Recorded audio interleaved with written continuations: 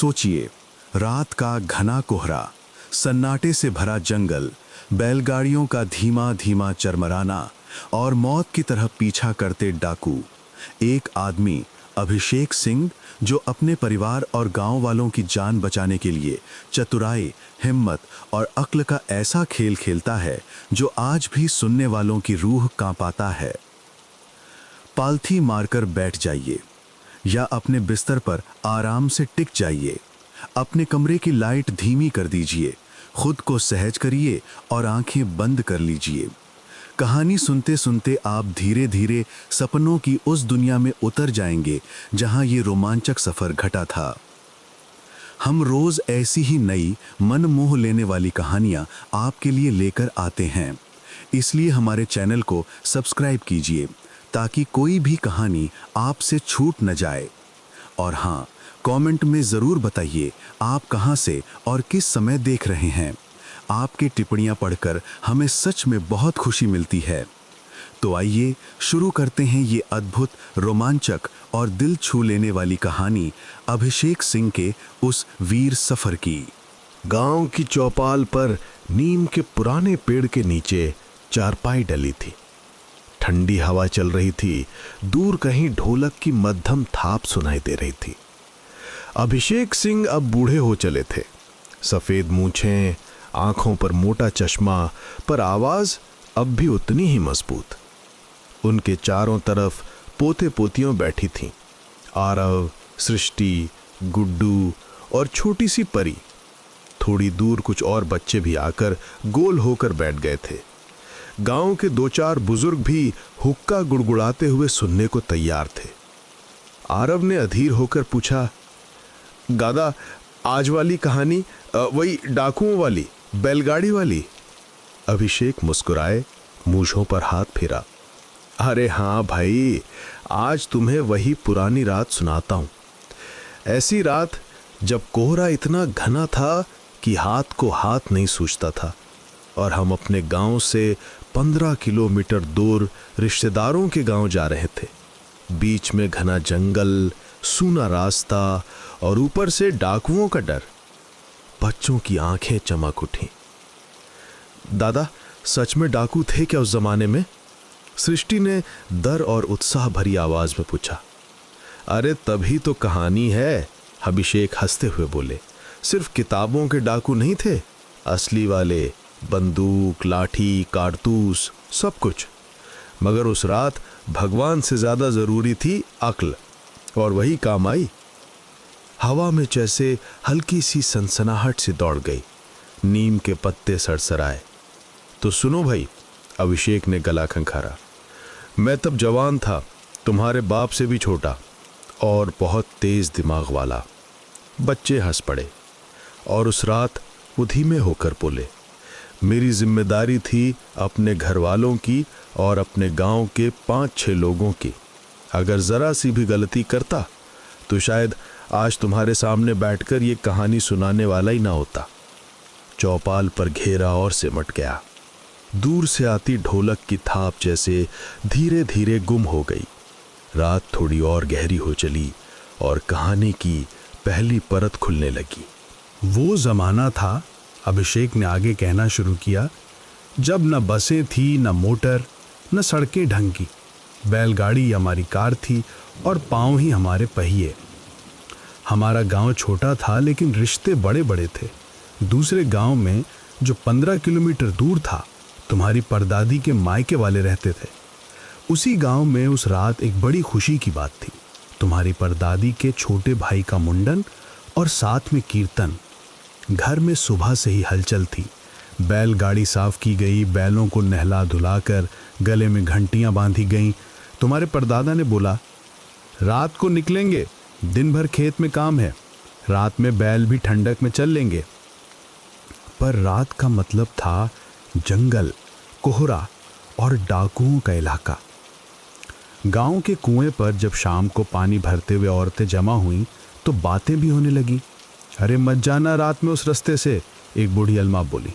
सुनाए परसों ही डाकुओं ने एक बैलगाड़ी लूट ली। अभिषेक ने यह सब सुना पर चुप रहे। अंदर अंदर दिमाग चल रहा था। जाना तो था ही, रिश्ता था, बुलावा था और गांव के 5-6 लोग भी इसी बहाने चलने वाले थे। कोई अपना अनाज बेचेगा, कोई रिश्तेदारी निभाएगा, कोई बाजार जाएगा। रात का सफ़र टल नहीं सकता था, बस सुरक्षित होना चाहिए था। घर लौटकर अभिषेक ने तुम्हारे परदादा से कहा, बाबूजी, अगर हम सब साथ साथ एक पंक्ति में चलते गए तो डाकू एक साथ पकड़ लेंगे, कुछ चालाकी करनी पड़ेगी। परदादा ने मजाक में पूछा, तू क्या डाकुओं से भी ज़्यादा अक्लमंद बन बैठेगा? अभिषेक ने मुस्कुराते हुए कहा, कोशिश तो करनी पड़ेगी बाबूजी, जान की बाजी है। उस शाम सूरज जैसे थोड़ा जल्दी डूब गया था। आसमान पर लालिमा फैली, फिर धीरे धीरे धूसर बादल आए और कोहरे की एक पतली चादर गांव के चारों तरफ उतरने लगी। आने वाली रात जैसे पहले से ही चेतावनी दे रही थी। चौपाल पर बैठे बच्चों ने बीच में टोक दिया, दादा तब आप डरे नहीं थे? अभिषेक हंसे, डर तो था बेटा, डर नहीं होगा तो अक्ल भी नहीं चलेगी, मगर डर के आगे भाग जाना और बात है, और डर को साथ लेकर रास्ता पार कर जाना ये दूसरी बात है। फिर वे कहानी पर लौट आए।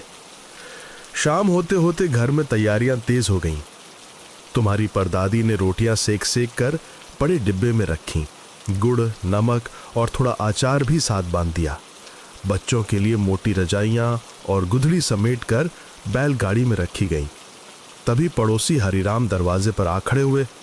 अभिषेक, हम लोग भी साथ चलेंगे, तुम जवान हो, रास्ते की समझ भी है, तुम्हारे साथ रहेंगे तो हिम्मत बनी रहेगी। थोड़ी ही देर में 5-6 घरों के लोग जुट गए। कोई अपना अनाज का बोरा लेकर, कोई तेल के डिब्बे के साथ, कोई बस रिश्तेदारी में शामिल होने को। पर साथ साथ जाने में एक दिक्कत थी। अभिषेक ने सबको बैठाकर कहा, देखो, डाकू अगर होंगे तो भीड़ देखकर ज्यादा लालच आएगा। हमें ऐसे चलना होगा कि हम भी एक दूसरे के पास रहें और दुश्मन को पूरा अंदाजा भी ना हो। हरिराम ने पूछा, मतलब अभिषेक ने समझाया, हम 2-2 या 3-3 बैलगाड़ियां थोड़ी दूरी पर रखेंगे, एकदम कतार में नहीं, बीच बीच में फासला, एक आगे बढ़ेगी, दूसरी थोड़ी पीछे, और सबसे आगे वाली गाड़ी पर मैं रहूंगा। अगर कुछ हुआ तो पहले मुझे ही झेलना होगा। परदादी ने घबरा कर कहा, अरे नहीं, तू ही आगे क्यों? अभिषेक मुस्कुराए, क्योंकि मैं ही सबसे तेज भाग सकता हूं और सबसे ज्यादा झूठ बोल सकता हूं। सब हंस पड़े, मगर हंसी के पीछे डर मिला हुआ था। रात के खाने के बाद जब आसमान में तारे चमकने लगे और कोहरा नीचे उतरने लगा, तब घर के आंगन में आखिरी बार दिया जलाकर देवी की पूजा की गई। परदादा ने बैलों के सिर पर हाथ फेरा और कहा, चलो भाई, अब तुम्हारे सींगों पर सबकी जान टिकी है। और इसी के साथ तय हो गया, चाहे डाकू हों या जंगल, आज की रात सफर जरूर होगा। रात गहराने लगी। दूर कहीं कुत्तों के भौंकने की आवाज, पास कहीं उल्लू की टेर। कोहरा अब जमीन को छूने लगा था। अंगने में लैंप की मध्यम लौ झिलमिला रही थी। बैलगाड़ी आंगन के बाहर खड़ी थी। लकड़ी की मजबूत पटरी, लोहे के पहिए, आगे जुतने को तैयार 2 बैल, एक सफेद एक बादामी। अभिषेक ने गाड़ी की लकड़ी को थपथपाते हुए जैसे उससे भी वादा लिया, अरे साथी, आज धोखा मत देना। बच्चों को गाड़ी के बीचों बीच बिठाया गया। उनके चारों तरफ बोरे और गठरियां लगा दी गईं ताकि अगर कहीं गाड़ी हिले डुले या टक्कर लगे तो उन्हें चोट ना लगे। बड़ी बूढ़ी औरतें पीछे के हिस्से पर बैठीं। सामने कोने पर अभिषेक की जगह तय हुई, हाथ में लंबी बांस की लाठी। बाकी गांव वालों की गाड़ियां भी धीरे धीरे गली में आ जुटी। कहीं लालटेन लटक रही थी, कहीं सिर्फ मशाल। सब तैयार? अभिषेक ने ऊंची आवाज में पूछा। हाँ भैया, अलग अलग गाड़ियों से आवाजें आईं। उन्होंने आखिरी बार आसमान की तरफ देखा। तारे अब कुछ कुछ धुंधले लग रहे थे, जैसे कोहरे ने उन्हें भी ढक लिया हो। बैल आके बढ़े। लकड़ी के पहियों की चरचर आवाज और बैलों की घंटियों की टन-टन मिलकर जैसे सफर का गीत गाने लगी। गांव की आखिरी कच्ची गली पार करते हुए अभिषेक ने मुड़कर पीछे देखा। मिट्टी के घर, नीम का पेड़, कुआं और चौपाल सब धीरे धीरे धुंध में घुलने लगे। अब आगे जंगल ही जंगल है हरिराम। हरिराम ने अपनी गाड़ी से आवाज लगाई। अभिषेक ने लाठी संभालते हुए कहा, अरे साथी, यहीं से असली सफर शुरू होता है दोस्त। जो डर गया समझो वही हार गया। कोहरे की चादर गाढ़ी होती जा रही थी। बैलों की सांस से धुआं सा उठता दिख रहा था। रास्ता संकरा, दोनों तरफ झाड़ियों की ऊंची कतारें और उसके पार घना काला जंगल। बच्चों ने दादा की ओर देखा। आगे क्या हुआ? अभिषेक ने गर्दन हिलाकर कहा, अभी तो हम जंगल के मुहाने तक पहुंचे बेटा, असली खेल तो भीतर था। जंगल की सीमा पर एक छोटा सा पत्थर का चबूतरा था। वहां अक्सर दिन में चरवाहे बैठते, पर रात को वो भी भूतों की तरह सूना दिखता। उस रात भी वही चबूतरा कोहरे में आधा छिपा आधा दिख रहा था। अभिषेक ने आगे बढ़कर बैलों की रास थोड़ी खींची। गाड़ी धीरे हुई। बाकी सब गाड़ियां भी रुक सी गईं। सब लोग सुन लो, उन्होंने धीमी लेकिन साफ आवाज में कहा। अब से ऊंची आवाज में कोई बात नहीं करेगा। बच्चों को चुप रखो, और अगर मैं हाथ उठाकर इशारा करूं तो सब लालटेन बुझा देना। सिर्फ इतनी रोशनी रहे कि रास्ता दिखे, बस। एक बूढ़े काका बोले, मगर अंधेरा हो गया तो गाड़ी खड्डे में गिर जाएगी। अभिषेक ने जवाब दिया, खड्डा संभाल लेंगे काका, डाकू नहीं संभल पाएंगे। इसलिए कह रहा हूं, अगर जरूरत पड़े तो रोशनी छुपानी पड़ेगी। सबने चुपचाप हामी भरी। जंगल का मुंह जैसे किसी अजगर का खुला हुआ जबड़ा था। भीतर से हल्की मिट्टी और सूखे पत्तों की मिली जुली गंध आ रही थी। हवा अब थोड़ी ठंडी और भारी लगने लगी थी। बैल आगे बढ़े और जंगल की सीमा पार करते ही जैसे दुनिया बदल गई। बाहर गांव वाला आसमान, यहां पेड़ों की टेढ़ी मेढ़ी डालियां जो ऊपर सिर के ऊपर मिलकर अजीब सी छत बना रही थीं। पेड़ों के बीच बीच से कभी चमकती सी दो आंखें दिख जाती। कोई सियार, कोई जंगली बिल्ली, कोई अनजाना परिंदा। दूर कहीं लकड़ी टूटने की आवाज आती और सबका दिल एक बार जोर से धड़क उठता। बच्चों ने दादा की कहानी सुनते हुए एक दूसरे का हाथ पकड़ लिया। दादा, आपको भी डर लग रहा था तब? अभिषेक ने मान लिया। हाँ, दिल तो धड़क ही रहा था, पर मैं अपने डर को बैलों से तेज नहीं होने दे सकता था। अगर बैल ही डर जाएं तो काम कैसे चले? जंगल की पहली पगडंडी पार करते हुए उन्होंने देखा, रास्ते के किनारे पेड़ की जड़ पर एक टूटी हुई मशाल पड़ी है और उसके पास जली हुई माचिस की तिल्लियां। उनका मन चौंक गया। ये निशान किसी चरवाहे के नहीं है, उन्होंने मन ही मन सोचा। ये तो किसी ने रात को ही जलाया होगा।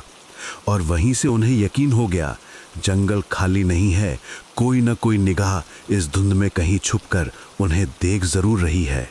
अभिषेक ने उस टूटी मशाल और जली हुई तीली को कुछ पल तक देखा, फिर जैसे कुछ सोचकर जल्दी से नजर हटाई। अगर वो ज्यादा देर तक उसे घूरते रहते तो पीछे बैठी औरतों की नजर भी पड़ जाती और डर का तूफान उठ खड़ा होता। उन्होंने बस धीरे से बैलों की रास खींची और गाड़ी को थोड़ा तेज चलने को उकसाया। पीछे वाली गाड़ियों को आवाज दी, सब गाड़ियां थोड़ा थोड़ा फासला रखकर चलें, लेकिन कोई रुकना मत। अगर कोई कारण ना हो तो गाड़ी बीच जंगल में कभी मत रोकना, ये याद रखना। कुछ दूर तक सब चुपचाप चलते रहे। कोहरा अब और भी गाढ़ा था। लालटेन की लौ भी जैसे पीलापन छोड़कर सफेद हो जली थी। पेड़ों की डालियां कभी ऊपर से सड़कती, कभी हवा से हिलकर ऐसे आवाज करती जैसे कोई फुसफुसाकर पुकार रहा हो। रास्ते के किनारे सूखी पत्तियों की परत बिछी थी। बैलगाड़ी के पहिए जब उन पर घूमते तो एक अजीब सी चर चर सर सर आवाज मिलकर हवा में गूंजती। तभी अचानक दाहिनी ओर झाड़ियों में कुछ तेज हिला। एक बच्चा धीमी आवाज में चिल्ला पड़ा, अम्मा, उधर कुछ है। अभिषेक ने तुरंत लाठी से गाड़ी की लकड़ी पर 2 बार जोर से ठक ठक की। यह तय इशारा था, शांत रहो। उन्होंने गर्दन थोड़ा तिरछी कर उस तरफ ध्यान से सुना। कुछ क्षण के लिए सब आवाजें जैसे थम गईं। फिर हल्की सी सरसराहट, मानो कोई भारी कदमों वाला आदमी सावधानी से घास पर चल रहा हो। डाकू? मन ने पूछा। शायद जानवर, अक्ल ने जवाब दिया। मगर इतने घने कोहरे में इतनी रात गए, जंगल के इस हिस्से में जानवर भी हो तो अकेले नहीं होते, झुंड में होते हैं। उन्होंने फौरन एक और चाल सोची। बैलों की गर्दन के पास झुककर हल्के से बोल पड़े, चल रे भोला, आवाज ऊंची कर। ब्राह्मणी नस्ल का सफेद बैल भोला आदत से मजबूर जरा सा उखड़कर हूं हूं करता हुआ जोर से रंभा पड़ा। पीछे वाले बैलों ने भी जवाब में रंभा दी। कुछ ही पलों में पूरे रास्ते पर बैलों की आवाज गूंजने लगी। अभिषेक का हिसाब साफ था, अगर झाड़ियों में डाकू छिपे हों तो उन्हें लगे कि इतनी सारी गाड़ियों के साथ बैल भी बहुत हैं, झंझट बड़ा है, और अगर कोई जंगली जानवर हो तो वो भीड़ से डरकर दूर हो जाएगा। कुछ देर तक झाड़ियों की सरसराहट जारी रही, फिर धीरे धीरे सब शांत हो गया। पीछे से हरिराम की गाड़ी से धीमी आवाज आई, अभिषेक सब ठीक है? उन्होंने बिना पीछे मुड़े जवाब दिया, हाँ अभी तो ठीक है, लेकिन सब सतर्क रहो। अगर कहीं मैं हाथ घुमाकर गोल इशारा करूं तो समझ लेना कुछ गड़बड़ है। फिर वही करोगे जो मैं कहूंगा, सवाल नहीं करोगे। किसी ने विरोध नहीं किया। डर बोलने से पहले आदमी की जुबान बंद करा देता है। गाड़ी आगे बढ़ती रही। कोहरा अब इतना था कि रास्ता कम, आवाज ज्यादा दिखाई दे रही थी। दूर से जैसे कोई लकड़ी के टकराने की मध्यम सी ध्वनि आई। अभिषेक का कान खिंचा। ये आवाज जंगल की नहीं लगती, उन्होंने सोचा। कुछ कदम और बढ़े तो कच्चे रास्ते पर पहियों के पुराने निशान दिखे, जैसे हाल ही में कोई और गाड़ी गुजरी हो। निशान के पास ही एक जगह घोड़े के खुरों के ताजे गड्ढे भी थे। बैलगाड़ी और घोड़े दोनों साथ में? अब बात कुछ ज्यादा ही संदिग्ध हो चली थी। अभिषेक ने पहले बैलों की चाल थोड़ा धीमी की, फिर अचानक दिमाग में एक और योजना चमकी। अगर डाकू आगे कहीं राह रोक कर बैठे हों तो हमें उसी रास्ते से नहीं पहुंचने देना चाहिए जिसकी उन्हें उम्मीद हो। और यहीं से शुरू हुई उनकी सबसे बड़ी चालाकी। बच्चों में से गुड्डू ने उत्साह से पूछा, दादा आपके पास नक्शा था क्या तब? अभिषेक हंस पड़े, अरे नहीं भाई, जेब में कागज वाला नक्शा नहीं था, दिमाग में मिट्टी वाला नक्शा था। वे आगे बोले, उस समय तक मैंने अपने गांव के आसपास के सारे कच्चे रास्ते, गड्ढे, नाले, खेत की मेड़ों तक को याद कर रखा था। खेत जोतना हो, बैलों को ले जाना हो या जंगल से लकड़ी लानी हो, हर काम में यही रास्ते काम आते थे। मुख्य रास्ता जिससे आमतौर पर बैलगाड़ियां दूसरे गांव जाती थीं, थोड़ा चौड़ा था, कम मोड़ वाला, लेकिन वही रास्ता डाकुओं का पसंदीदा था। वहां से माल भी ज्यादा मिलता और लोग भी ज्यादा निकलते। मगर एक दूसरा रास्ता भी था, टेढ़ा मेढ़ा, जगह जगह पेड़ों की जड़ें निकली हुई, बीच बीच में छोटे छोटे नाले काटते हुए। आम लोग उस रास्ते से कम जाते, लेकिन अगर जरूरत पड़े तो वहीं से निकला जा सकता था। अभिषेक ने कुछ दूरी पर बैलों को रोके बिना बस हल्का सा मोड़ बदल दिया। गाड़ी कच्चे, कम चले हुए रास्ते की ओर झुकने लगी। पीछे वाली एक औरत घबरा गई। अभिषेक बेटा, ये कौन सा रास्ता ले रहे हो? ये तो पहले कभी नहीं देखा। उन्होंने शांति से जवाब दिया, यही तो अच्छा है काकी, जो डाकू रोज वाला रास्ता जानते होंगे वो इस गलियारे को नहीं पहचानते होंगे। हम अपना गांव जानते हैं, वो सिर्फ अपना लालच जानते हैं। पीछे वाली गाड़ियों को आवाज दी, सब मेरी गाड़ी के पहिए के निशान पर ही पहिया रखना, बहुत दूर मत हटना। यह रास्ता उतना सभ्य नहीं है पर सुरक्षित हो सकता है। जंगल के इस हिस्से में पेड़ और भी घने थे। कभी कभी डालियां इतनी नीचे आ जाती कि लोगों को झुककर बैठना पड़ता। कोहरा डालियों में अटका हुआ लगता, जैसे सफेद रुई लटक रही हो। अभिषेक ने ध्यान से चारों ओर देखा। यहां वैसी मशाल के निशान नहीं थे, ना ही घोड़े के गड्ढे। मिट्टी ज्यादा कच्ची थी और पत्ते बिना कुचले पड़े थे। इसका मतलब साफ था, इस रास्ते पर हाल फिलहाल कोई नहीं आया था। दिल को थोड़ी राहत मिली, मगर पूरी नहीं। कुछ दूर जाकर एक जगह रास्ता दो भागों में बंट गया। दाहिने हाथ की तरफ थोड़ा समतल पर बहुत अंदर घुसता हुआ, बाएं हाथ की तरफ ऊबड़ खाबड़, किनारे नाला और आगे एक पतला पुल जो बस बैलगाड़ी की चौड़ाई के बराबर दिखता था। हरिराम ने पीछे से पूछा, किधर चलेंगे? अभिषेक ने बिना ज्यादा सोचे कहा, बाएं। जो रास्ता आसान दिखे अक्सर वही जाल होता है। बाएं मुड़ते ही नाला लगभग साथ साथ चलने लगा। गाड़ी के पहिए जरा सा फिसलते तो ऐसा लगता मानो कि बस अब नाले में पलट ही जाएगी। औरतों ने भगवान के नाम जपने शुरू कर दिए। अचानक पीछे से एक धुंधली सी आवाज कानों में पड़ी, जैसे किसी ने दूर से चिल्लाकर कहा हो, ओए, कौन है उधर? सबके दिल धक से रह गए। आवाज साफ नहीं थी, पर इतनी थी कि समझ आ जाए जंगल में वे अकेले नहीं थे। और ज्यादा ध्यान से सुनने पर घोड़ों की हिनहिनाहट और किसी के हंसने की खुंखार ध्वनि भी कानों तक पहुंची। अभिषेक ने तुरंत झुककर गाड़ी की लालटेन की लौ थोड़ी कम कर दी, कांच पर हाथ फेरकर उसे और धुंधला कर दिया। पीछे वालों को इशारा किया, रोशनी आधी कर दो, आवाज 0। अब बैल, कोहरे और मिट्टी के बीच सिर्फ पहियों की हल्की घरघराहट सुनाई दे रही थी। अभिषेक का दिमाग तेजी से चल रहा था। अगर उस आवाज वाले लोग मुख्य रास्ते पर हैं और हमने रास्ता बदल लिया है तो फायदा हमारे पक्ष में है, लेकिन अगर उनके किसी साथी ने यह कच्चा रास्ता देखा हो तो? विचार अधूरा ही था कि नाले के पार कोहरे की दूसरी तरफ एक मध्यम सी रोशनी हिलती हुई दिखाई दी, जैसे कोई दूसरी तरफ मशाल लेकर चल रहा हो। अभिषेक ने दांत भींच लिए। खेल अभी खत्म नहीं हुआ, अभी तो शुरू हुआ है। और नीम के पेड़ के नीचे बैठा बुजुर्ग अभिषेक अपने पोते पोती की बड़ी बड़ी आंखों में वही पुरानी कोहरेली रात फिर से जिंदा देख रहा था। नाले के उस पार दिखती मध्यम सी रोशनी धीरे धीरे हिल रही थी। कोहरा इतना घना था कि रोशनी कभी पूरी दिखती, कभी गायब हो जाती, लेकिन ये साफ था कि कोई वहां था, और वो कोई साधारण आदमी नहीं लग रहा था। अभिषेक ने बैलों की रास हल्की सी खींची और गाड़ी की गति कम की। पीछे की गाड़ियों को उन्होंने हाथ के इशारे से रुकने का संकेत किया, पर रुकना मतलब खड़े रहना नहीं, बस लय धीमी कर देना। जंगल में बिल्कुल रुकना सबसे बड़ा खतरा था। उन्होंने सबको धीरे से कहा, शोर मत करो, सांस तक संभाल के लेना। शायद वो लोग हमारी दिशा भी नहीं जानते। कोहरा हमारा दुश्मन नहीं, दोस्त है, इसी में हम छिप सकते हैं। पीछे बैठी औरतों ने बच्चों को सीने से चिपका लिया। हवा इतनी ठंडी थी कि कोहरा कपड़ों के भीतर तक चुभ रहा था। पेड़ों पर बैठे पंछी भी रात के समय जाग रहे थे, मानो जंगल खुद ही चेतावनी दे रहा हो। नाले की दूसरी ओर रोशनी वाली मशाल अब एक लगे ठहर गई। फिर जैसे दो परछाइयां कोहरे में उभरी, एक लंबी, एक ठिगनी। दोनों मशाल के आसपास खड़े होकर कुछ बात कर रहे थे। शब्द साफ नहीं थे, पर स्वर कठोर और करारे थे। अभिषेक के कान खड़े हो गए। ये लोग घोड़े वाले गिरोह के लगते हैं। गांव के आसपास घूमने वाले डाकुओं के 2-3 गिरोह थे। उनमें से एक घोड़ों पर चलता था, जिनकी चाल इतनी तेज होती कि पकड़ में ना आते।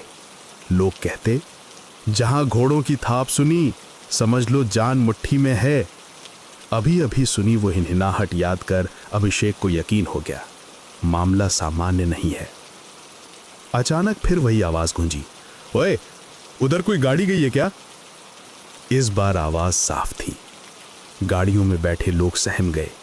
किसी की सांस तेज हुई, किसी की हथेली पसीज गई, पर अभिषेक ने तुरंत अपनी आवाज में कड़कपन भरकर कहा, किसी का भी एक भी शब्द मत निकलने देना।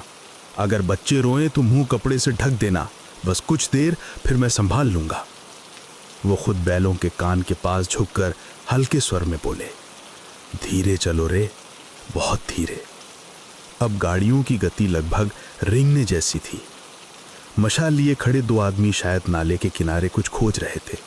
वे कभी झुकते, कभी मशाल ऊंची करते, जैसे पूछ रहे हों कि क्या कोई ताजे पहिए के निशान मिले, क्या कोई बैल की खुररेखा दिखी। लेकिन अभिषेक की चालाकी काम आ रही थी। वे जानबूझकर दूसरे कम इस्तेमाल वाले रास्ते पर आए थे। यहां मिट्टी पर पुराने निशान थे, नए नहीं। कुछ ही पलों बाद वो आवाज फिर सुनाई दी, नाले के इस पार तो कोई नहीं, शायद वो लोग ऊपर वाले रास्ते से निकले होंगे। यह सुनकर अभिषेक ने राहत की एक गहरी सांस ली, लेकिन ये राहत पल भर की थी। उसी समय कोहरे के भीतर से घोड़े के टापों की आवाज तेज होती चली आई। धप धप धप धप। सब डर से जम गए। अभिषेक ने तुरंत लालटेन को फिर थोड़ा ढक दिया और बैलों को घास की ओर मोड़ते हुए गाड़ी को पेड़ों के बीच की बेहद सकरी जगह पर ले गए, जहां गाड़ी रुक नहीं रही थी, बस छिप रही थी। अगले ही क्षण नाले की उस पार से खूंखार आवाज गूंजी, देखो इधर, कदमों के निशान इस तरफ भी हो सकते हैं, फैल जाओ सब। अब खेल बड़े मोड़ की तरफ जा रहा था। नाले की उस पार मशालें बढ़ने लगी थी और अब पहली बार अभिषेक को लगा, अगर अभी कोई गलत कदम पड़ा तो आज की रात इतिहास बन सकती है। नाले के पास बढ़ती हुई मशालें देखकर सभी लोगों की सांस अटक गई। बच्चे बड़ों के सीने से चिपक गए। औरतों ने दुपट्टे से उनके मुंह दबा दिए ताकि कोई अनजानी आवाज ना निकले। अभिषेक ने पेड़ों के बीच छिपी गाड़ी को जितना हो सके उतना स्थिर रखा। बैलों को भी उन्होंने हाथ फेरकर शांत किया। भूला बैल थोड़ा घबराया, पर अभिषेक ने उसकी गर्दन पर हल्की थपकी देकर कहा, थाम ले रे बाले, आज हमारी और तेरी दोनों की परीक्षा है। नाले के उस पार अब 3 मशालें दिख रही थीं और तभी किसी आदमी ने कहा, अरे इधर रोशनी दिखी थी, लगा जैसे कोई गाड़ी मुड़ी हो। अभिषेक चौंक गए। ये बात सच नहीं हो सकती। उन्होंने रोशनी कैसे देख ली? फिर उन्हें याद आया कि कुछ देर पहले लालटीन की लौ थोड़ी तेज हो गई थी और कोहरे के बीच छोटे से छेद से शायद प्रकाश नाले तक चला गया हो। अब स्थिति गंभीर थी। तभी अचानक एक तेज हवा का झोंका चल पड़ा। कोहरा हिलने लगा और पेड़ों की ऊंची डालियां खूब सरसराने लगी। जंगल की आवाजें और तेज हो गईं। ऊपर उल्लू चीखा, बाई तरफ पत्तों का बड़ा झुंड हिला। ये प्राकृतिक हलचल देखते ही अभिषेक के दिमाग में बिजली सी कौंधी। यही मौका है, कोहरा और हवा हमारे साथी बने हैं। उन्होंने तुरंत एक साहसिक चाल सोची। गाड़ी से उतरकर वे बहुत धीरे धीरे घुटनों के बल झाड़ियों में घुस गए और एक बड़ा सूखा बिशरम का पत्ता उठाया। फिर बैलों की घंटी को हाथ से कसकर दबाया और पत्ते को बैलों की पूंछ के पास लाकर हल्का सा खुरच दिया। छन छन छन घंटी हल्की सी बज उठी, लेकिन ये आवाज गाड़ी से कुछ फीट दूर जंगल की भीतर से आ रही थी, ऐसी दिशा से जहां किसी इंसान का होना बहुत अजीब लगता। उधर डाकुओं ने तुरंत प्रतिक्रिया दी, कौन है उधर? सब मशालें उसी दिशा की ओर मुड़ गईं। 3-4 परछाइयां झाड़ियों की तरफ बढ़ने लगी। अभिषेक ने तुरंत दूसरी चाल चली। उन्होंने बैल की पूंछ को हल्के से झटके से हिलाया और पत्ते से फिर वही आवाज पैदा की। अब घंटियों की घनघनाहट बिल्कुल दूसरी दिशा से सुनाई दे रही थी। डाकुओं में भ्रम फैल गया। अरे, आवाज 2 तरफ से क्यों आ रही है? कोई जानवर होगा शायद। नहीं रे, ये गाड़ी की घंटी जैसी है। मगर इसी दौरान गाड़ी और लोग बिल्कुल चुप रहे, एकदम बेजान। हवा और कोहरा मिलकर आवाज को और उलझा रहे थे। एक डाकू बोला, साले जंगल में भूत पिशाच भी बहुत है, चलो ऊपर वाले रास्ते पर खोजते हैं। अगर गाड़ी गई होगी तो मुख्य रास्ते से ही जाएगी। दूसरा बोला, हाँ, यहां तो कुछ नहीं लग रहा, चलो वापस। एक एक कर मशालें दूर हटने लगी। घोड़ों की टापें फिर दूर जाती हुई सुनाई दी। धप धप धप और फिर गायब। जैसे ही आवाजें आंखों से ओझल हुई, गाड़ियों में बैठे लोगों ने राहत की गहरी सांस ली। कुछ की आंखों में पानी तक आ गया। हरिराम ने कांपती आवाज में कहा, अभिषेक, तूने तो आज जान बचा ली रे। अगर एक कदम भी हिला होता ना। अभिषेक मुस्कुराए। डाकू का डर उससे पहले डर जाता है जो दिमाग से लड़ता है। मगर कहानी अभी यहां खत्म नहीं हुई थी। उनके सामने अभी भी आधा जंगल बाकी था। और डाकू, वे जंगल छोड़कर गए नहीं थे, बस रास्ता बदलकर खोज में आगे बढ़े थे। अभिषेक ने गहरी सांस ली और कहा, दोस्तों, ये तो बस पहला पड़ाव था, असली लड़ाई अभी बाकी है। डाकुओं की मशालें दूर चली गईं, पर जंगल का खतरा अभी भी दबे पांव चल रहा था। अभिषेक ने बैलों की रास थामते हुए गहरी सांस ली और धीरे से कहा, सब लोग बिल्कुल शांत। अभी हम सुरक्षित नहीं हैं, बस दिशा बदल गई है। गाड़ियों के पहिए फिर धीरे धीरे सड़कने लगे। कोहरा ऐसा लग रहा था जैसे सफेद धुआं पूरे जंगल में भर दिया गया हो। हर कदम पर लगता कि किसी पेड़ की परछाई कोई आदमी बनकर खड़ी है।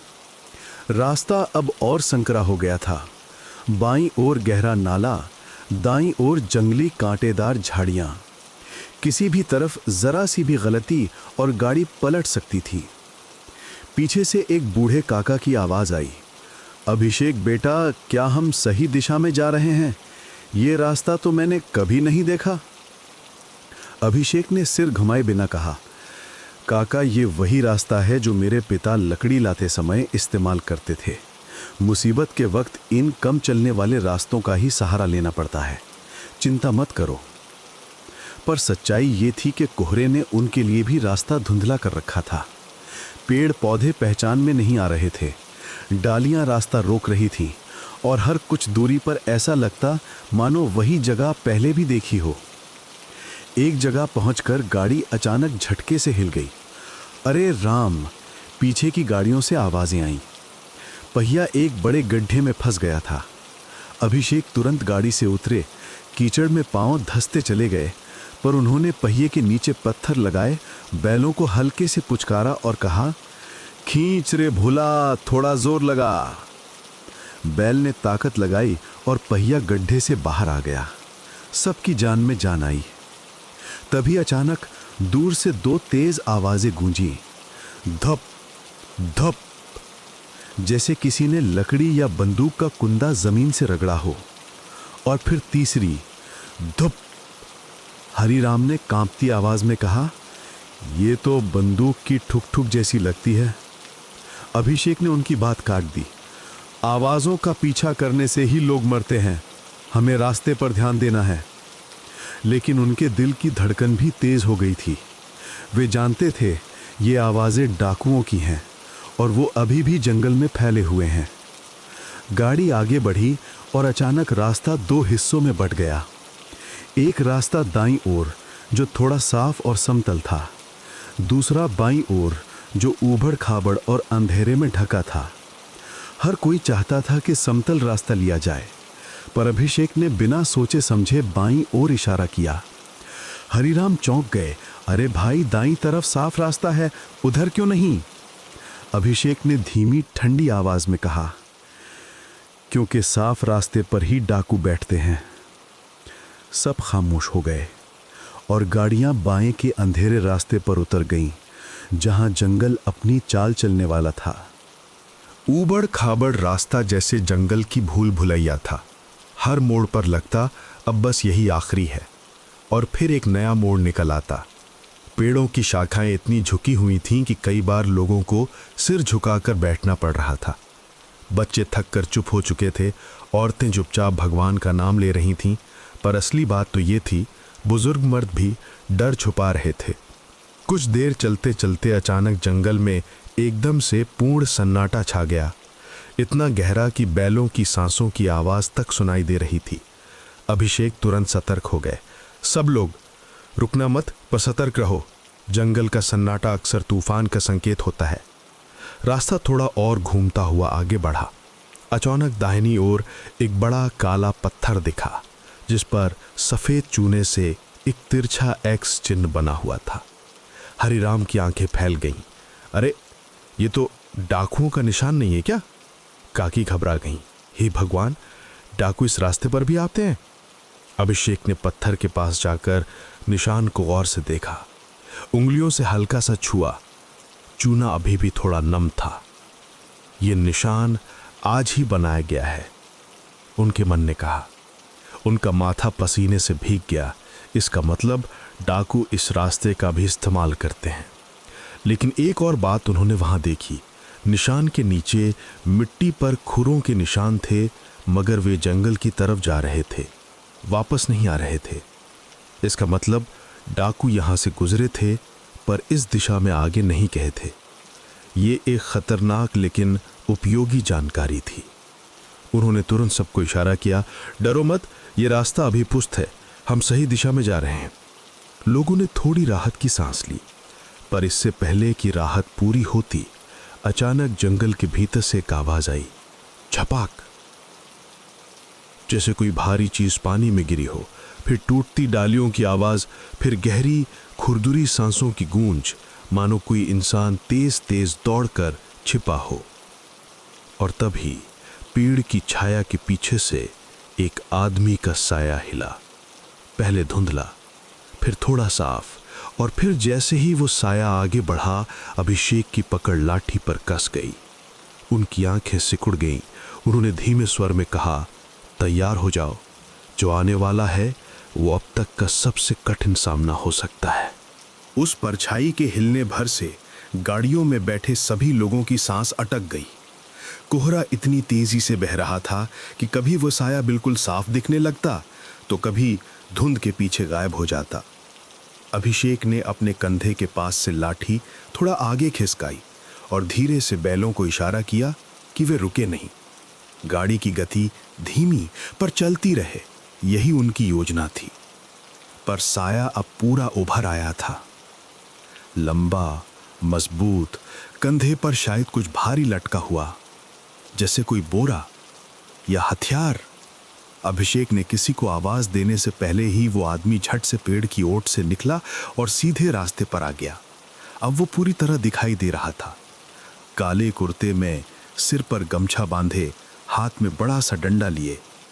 अभिषेक ने एक पल में पहचान लिया, ये डाकू नहीं, ये तो उनका टोल लेने वाला आदमी है जो आगे जाकर गिरोह को खबर देगा।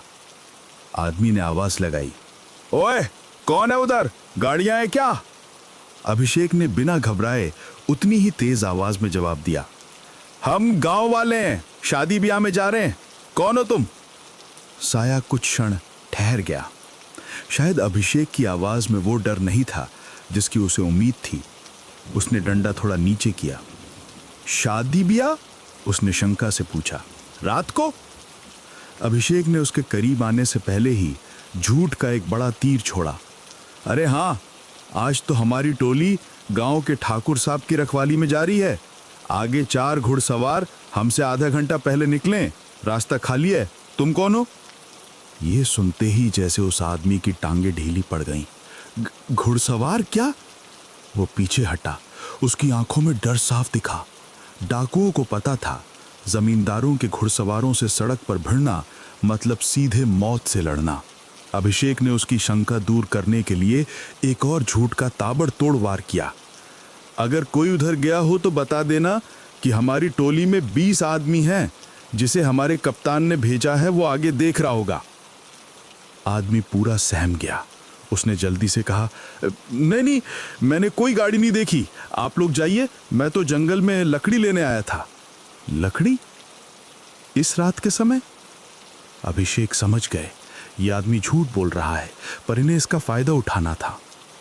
उन्होंने अंतिम प्रहार किया। ठीक है भाई, हम आगे बढ़ रहे हैं, अगर हमारे घुड़सवारों से भेंट हो जाए तो उनका सलाम बोल देना। आदमी ने घबराते हुए सिर हिलाया और उसी रास्ते से पीछे की ओर भाग गया, जैसे किसी अदृश्य डर ने उसे पकड़ लिया हो। गाड़ियों में बैठे लोग जैसे जिंदा हो गए। हरिराम ने राहत की सांस लेते हुए कहा, अभिषेक, तूने तो जान बचा ली रे। वो आदमी अगर डाकुओं को खबर दे देता तो। अभिषेक ने गंभीर आवाज में कहा, खबर देने गया होगा, पर जिस दिशा में वो डर कर भागा है, वहां से डाकुओं को आने में थोड़ा वक्त लगेगा। हमारे पास बस इतना ही समय है जितने में हम ये गहरा जंगल पार कर लें। गाड़ियों ने फिर रफ्तार पकड़ी, लेकिन अब कहानी नए मोड़ पर जाने वाली थी, क्योंकि जंगल अभी खत्म नहीं हुआ था और डाकुओं की छाया अभी भी पीछा कर रही थी। जैसे जैसे गाड़ियां आगे बढ़ीं, जंगल और घना होता चला गया। पेड़ों के बीच से हल्की हवा बहती और कभी-कभी ऐसा लगता कि कोई धीमी फुसफुसाहट कर रहा हो। लेकिन अब सबसे बड़ा डर था, वो आदमी जिस दिशा में भागा था वो डाकुओं के कैंप की तरफ था, और अगर उसने खबर दे दी तो पूरे गिरोह का हमला किसी भी वक्त हो सकता था। अभिषेक ये बात जानते थे, पर उन्होंने इसे किसी को बताया नहीं। डर फैलाने से हालात और बुरे हो जाते। कुछ दूर चलने के बाद रास्ते के किनारे अचानक एक पुराना खंडहर आया। टूटी दीवारें, घिरे हुए खंभे और बीच में काई लगी एक चबूतरी। पर जो चीज सबसे ज्यादा डरावनी थी वो थी चबूतरे पर पड़ा एक ताजा बुझा हुआ अलाव। हरिराम घबरा गए। हे राम, इसका मतलब डाकू यहीं थे? काकी ने रोते हुए कहा, क्यों आए हम इस रास्ते से? अभिषेक ने तुरंत कड़क स्वर में कहा, चुप रहो सब, डरने से कोई फायदा नहीं, ध्यान से देखो।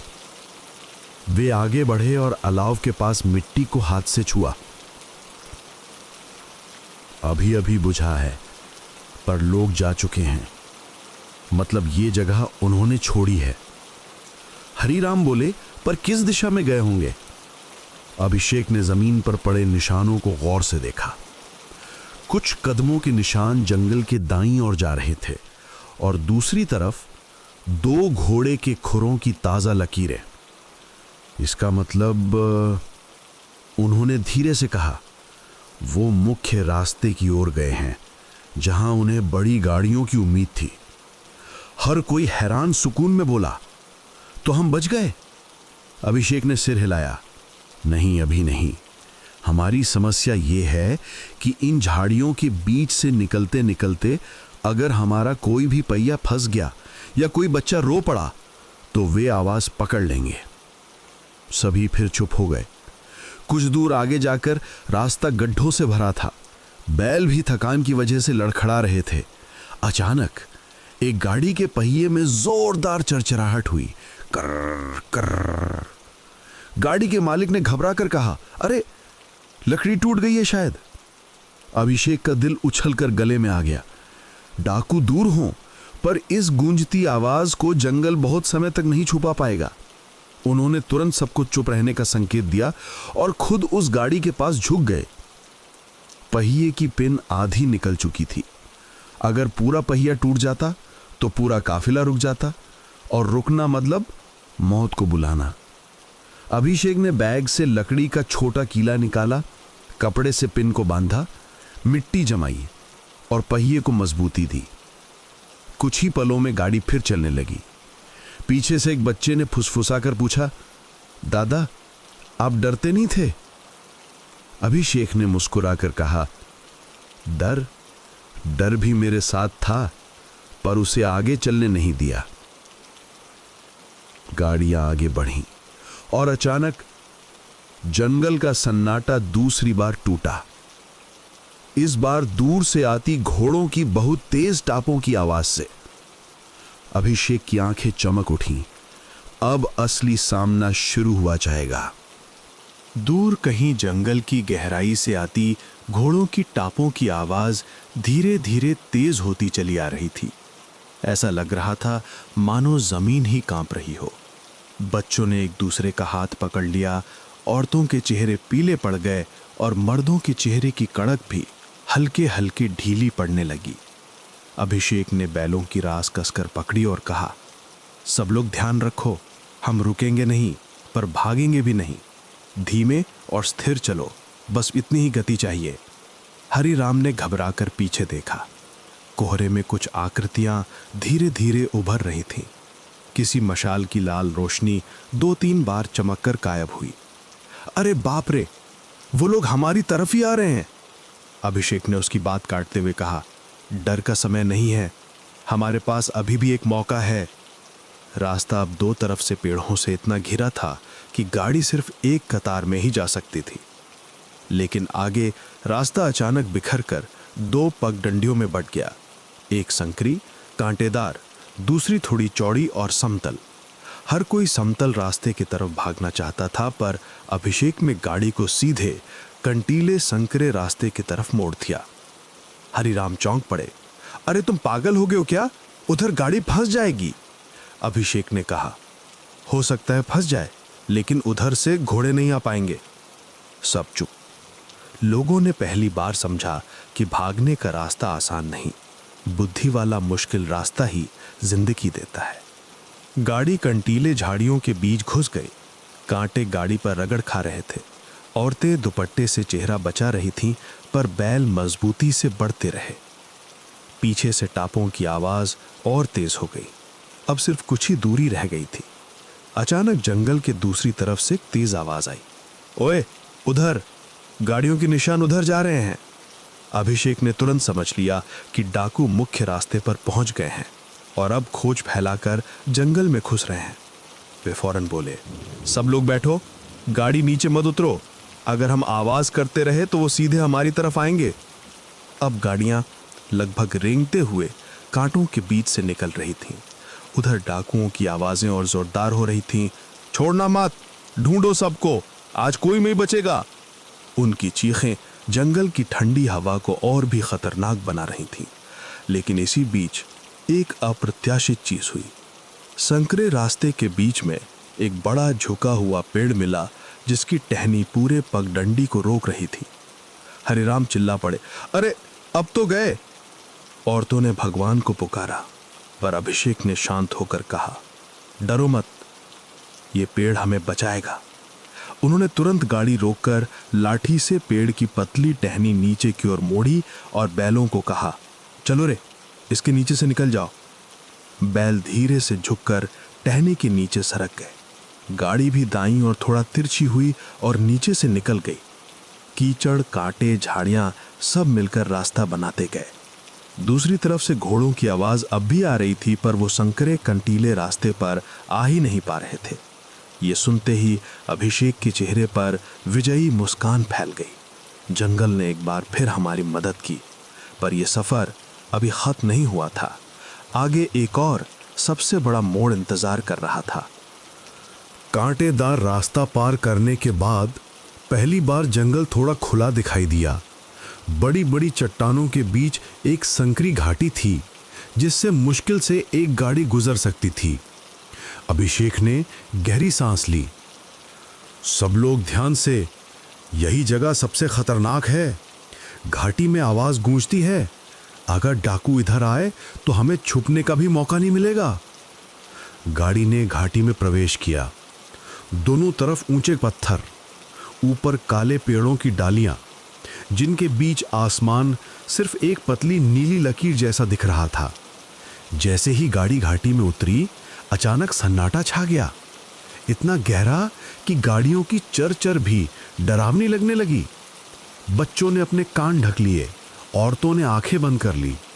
हरिराम फुसफुसाए, अरे ये घाटी तो जैसे भूतों की जगह लगती है।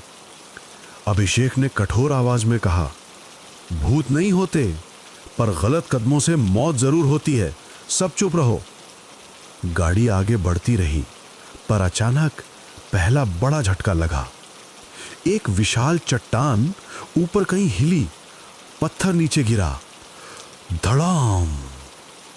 आवाज इतनी तेज थी कि पूरा जंगल गूंज उठा। घाटी की दीवारों पर आवाज टकराकर कई बार धड़ाम धड़ाम धड़ाम गूंजती रही। हरिराम डर गए, अरे कहीं ये डाकुओं का जाल तो नहीं है। अभिषेक ने आवाज सुनकर कहा, नहीं, ये चट्टान मौसम से ढीली हुई होगी, पर आवाज बहुत दूर तक गई है। उनके इतना कहते ही दूर से एक चीख सुनाई दी, ओए, उधर आवाज आई थी, घाटी में कोई है। डाकू सतर्क हो चुके थे। वे अब घाटी की तरफ बढ़ रहे थे। गाड़ियों में खलबली मच गई। अब क्या करेंगे? घाटी संकरी है, भागने का रास्ता नहीं। अभिषेक ने तुरंत आदेश दिया, सब लोग गाड़ियों को चट्टानों के पीछे लगाओ, लालटेन बुझा दो, बच्चों को ढक दो, आवाज बिल्कुल मत करना। अंधेरी घाटी में अब कोई रोशनी नहीं थी, बस कोहरा, पत्थर और डर की घनी परत। गाड़ियां चट्टानों की आड़ में छिपी, लोग दबक कर बैठे और सबकी सांसें थम सी गईं। घाटी के बाहर घोड़ों की टापें पास आती गईं। धप धप धप। डाकू अब बस कुछ ही कदम दूर थे और अभिषेक ने अपने जीवन का सबसे बड़ा दांव खेलने की तैयारी कर ली थी। घाटी का मुहाना अब डाकुओं की टापों से भर चुका था। घोड़ों के नाले की पत्थरों से टकराने की आवाज ऐसी गूंज रही थी मानो पूरी घाटी कांप रही हो। अभिषेक ने सबको हाथ के इशारे से चुप रहने को कहा। उनकी सांसों की गति भी धीमी हो गई। लोग चट्टानों के पीछे छुपे थे। किसी का माथा कांप रहा था, किसी का दिल जोर जोर से धड़क रहा था। गहरी खामोशी में अचानक एक डाकू की खुरदुरी आवाज आई। ओए, आवाज यहीं से आई थी, कहीं ये गाड़ियां घाटी में छुपी ना हो। दूसरे ने कहा, घाटी सक्रिय है, अगर छुपे होंगे तो यहीं कहीं होंगे। घाटी के भीतर बैठे लोग डर के मारे पत्थर बन चुके थे। एक बच्चे ने हल्का सा सिसकने का प्रयास किया। काकी ने तुरंत उसके मुंह पर कपड़ा रख दिया। अभिषेक का दिमाग बिजली सा चल रहा था। अगर डाकू घाटी में उतर आए तो गाड़ियां फंस जाएंगी, भागने का रास्ता नहीं बचेगा। अचानक उसे एक पुराना लकड़ी का ड्रम दिखा जो शायद किसी चरवाहे ने पानी भरने के लिए छोड़ा होगा। ड्रम आधा टूटा था मगर आवाज करने के लिए काफी था। अभिषेक धीरे से गाड़ी से उतरे, पत्थरों की ओट लेते हुए ड्रम के पास पहुंचे। पीछे हरिराम फुसफुसाए, अरे पागल, कहां जा रहा है, मरवा देगा सबको। अभिषेक ने सिर्फ हाथ उठाकर इशारा किया, शांत, सब मेरे ऊपर छोड़ दो। उन्होंने ड्रम को धीरे धीरे घाटी के पीछे वाली ढलान की ओर लुढ़काया। ढलान कंकड़ों से भरी थी। जैसे ही ड्रम ने पहली ढलान पकड़ी, ठक ठक ठक ठू, फिर तेजी से उछलता हुआ धड़ाम धड़ाम और आखिर में दुंग। आवाज पूरे जंगल में गूंज उठी। घाटी के बाहर खड़े डाकू चौंक गए। उधर पीछे से आवाज आई, लगता है गाड़ियां घाटी के पार भागी हैं, चलो सब उधर जल्दी। घोड़ों की टापें पूरी दिशा बदलकर घाटी के दूसरी ओर दौड़ पड़ी। अभिषेक तेजी से चट्टानों की ओट में लौटे और गहरी राहत की सांस ली। उनकी आवाज धीमी थी पर दृढ़। कोहरा दोस्त है और आवाज दुश्मन को भटका देती है। घाटी फिर सन्नाटे में डूब गई, लेकिन अब डाकू पूरी तरह गलत रास्ते पर जा चुके थे और पहली बार गाड़ियों में बैठे लोगों की आंखों में आशा की हल्की सी चमक आई। अभिषेक ने धीरे से कहा, अब समय है इस घाटी को पार करके जंगल के आखिरी हिस्से तक पहुंचने का। सब लोग फिर यात्रा पर चल पड़े, धीरे संभल कर, पर अब पहले से ज्यादा आत्मविश्वास के साथ। घाटी पार करने के बाद जंगल का इलाका थोड़ा खुला दिखाई दिया। पेड़ दूर दूर हो गए थे, जमीन थोड़ी समतल। सबने सोचा शायद अब राहत मिलने वाली है, पर कहानी का असली मोड़ अभी सामने था। थोड़ी देर बाद एक चौड़ी सूखी नदी दिखी जिसे पार करने के लिए एक पुराना लकड़ी का पुल बना हुआ था। अभिषेक ने पहली नजर में ही समझ लिया पुल की हालत बहुत खराब है। 2-3 लकड़ी की पट्टियां टूटी हुई, कुछ किनारे से लटक रही थीं और नीचे गहरी खाई जैसी सूखी नदी की पट्टी। हरिराम बोले, ये पार नहीं होगा, गाड़ी नीचे गिर जाएगी। काकी ने घबराकर सिर पर हाथ रखा, हे भगवान, इतना चलकर आखिर यहां आके फंसना था। अभिषेक ने पुल की जांच की। लकड़ी सड़ी हुई थी, पर बीच का हिस्सा अभी भी थोड़ा मजबूत था। उन्होंने गहरी सांस ली। हाँ, गाड़ी पार हो सकती है, लेकिन एक शर्त पर। सब उनकी ओर देखने लगे। पहले मैं अकेला जाकर देखूंगा कि कौन सा हिस्सा मजबूत है। हरिराम ने डरते हुए कहा, अगर तू गिर गया तो? अभिषेक ने मुस्कुराकर कहा, कभी कभी नेता को सबसे पहले खतरे में उतरना पड़ता है। तुम लोग बच्चों को संभालो। वो लाठी के सहारे धीरे धीरे पुल पर चढ़ गए। हर कदम पर लकड़ी चरमराती, कर कर। एक जगह पट्टी नीचे धंसी, उनका दिल कांप उठा, पर वो संभल गए। कुछ दूर जाकर उन्होंने पाया कि बीच का हिस्सा थोड़ा मजबूत है और 2 बैल संभल कर चलें तो गाड़ी पार हो सकती है। वे वापस आए और बोले, सब लोग सुनो, गाड़ी को बिल्कुल बीचों बीच रखना। बैल फिसले नहीं ये देखना, और किसी भी कीमत पर घबराना मत। सबने हिम्मत जुटाई। पहली गाड़ी धीरे धीरे पुल पर चढ़ी। बैल सावधानी से कदम रख रहे थे। कांपती लकड़ी की आवाज सबके दिलों की धड़कन और बढ़ा रही थी। अचानक चर्र तड़ाक, पुल की एक पट्टी टूट गई। औरतों ने चीख दबा ली। बच्चे मां से चिपक गए। बैल भी घबरा गए, पर अभिषेक ने तुरंत उनकी आंखों पर हाथ रखकर कहा, डर नहीं रे बाले, एक कदम और, बस एक कदम। बैल ने कदम बढ़ाया, गाड़ी हिली और फिर धीरे धीरे पूरा पुल पार कर गई। लोगों की आंखों में आंसू आ गए। भगवान ने बचा लिया, अभिषेक ने बचा लिया। बाकी गाड़ियां भी उनकी राह देखकर पुल पार करने लगीं। जब आखिरी गाड़ी निकली तो अभिषेक ने राहत की सांस ली। लेकिन तभी जंगल की हवा में एक नई आवाज गूंजी, बहुत दूर से पर साफ साफ। इधर, उन्होंने पुल पार किया है। डाकू फिर करीब आ रहे थे और अब गाड़ियों और डाकुओं के बीच बस एक आखिरी पहाड़ी मोड़ बचा था। अभिषेक ने गंभीर स्वर में कहा, अब आखिरी दांव खेलना होगा, और ये दांव हम सबकी किस्मत तय करेगा। डाकुओं की आवाज अब हवा में तीर की तरह फिसल रही थी, तेज, साफ और डर पैदा करने वाली। घोड़ों की टापें दूर थीं, लेकिन दिशा बिल्कुल वही थी जहां से गाड़ियां अभी अभी बनी राह पर आगे बढ़ी थीं। अभिषेक ने गाड़ियों को रुकने नहीं दिया, पर अब उनका चेहरा पहले से भी ज्यादा तनावग्रस्त था। उन्होंने रास्ते की दूरी का अंदाजा लगाया।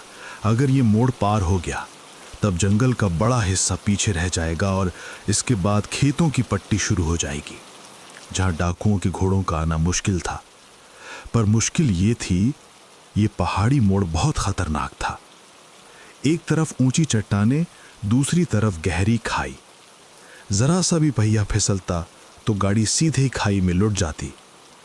हरिराम डरते हुए बोले, अभिषेक, अगर डाकू जल्दी पहुंच गए तो हम ना ऊपर जा सकेंगे, ना वापस मुड़ पाएंगे।